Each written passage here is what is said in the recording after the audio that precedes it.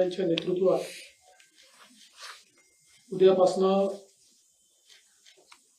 अधिवेशनाला सरकार सामोरं जात आहे। आज विरोधी पक्षाने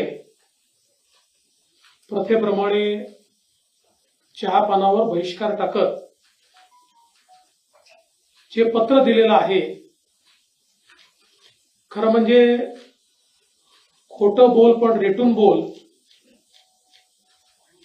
खोटे नरेटिव्ह तयार करून एखाद्या निवडणुकीमध्ये थोडी मतं मिळाल्यानंतर आता खोटंच बोलायचं, अशा प्रकारच्या मानसिकतेमध्ये विरोधी पक्ष गेलाय असं या ठिकाणी मला वाटतं। किंबहुना त्यांनी दिलेलं पत्र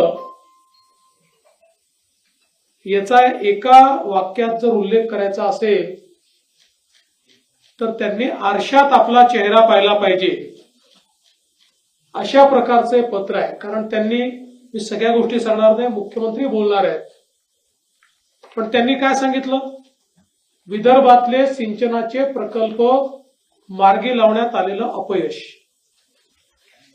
आता हे कोणाला होतं अपयश? 2.5 वर्ष ज्यांचं सरकार होतं, ज्यांनी विदर्भातल्या एकाही प्रकल्पाला सुप्रमा दिली नाही, एकाही नाही, ते आम्हाला सांगतायत की विदर्भाचे प्रकल्प मार्गी लागले नाही। या उलट विदर्भातल्या बहुतांश प्रकल्पांना केवळ सुप्रमाच दिली नाही तर त्याचं काम देखील आपण सुरू केलं आणि बळीराजासारखी योजना आता जवळजवळ 87 प्रकल्प आपण पूर्ण करत आणलेले आहेत।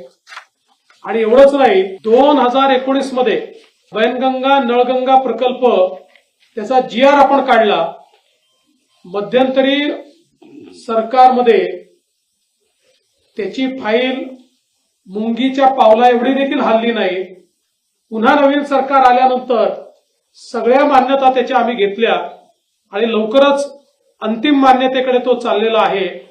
आणि हे मात्र पत्रामध्ये आम्हाला प्रश्न विचारतायत, त्यामुळे दोन्ही विरोधी पक्ष नेते आणि त्या पत्रावर उद्धवजींची पण सही आहे, नाना पटोलेंची पण सही आहे, त्यांनी स्वतःला प्रश्न विचारला पाहिजे की त्यांच्या काळात विदर्भातल्या एकाही प्रकल्पाला का मान्यता मिळाली नाही, वैनगंगा नळगंगा प्रकल्पाला का मान्यता मिळाली नाही। दुसरं, वैधानिक विकास मंडळ त्यांनी लॅप्स केलं।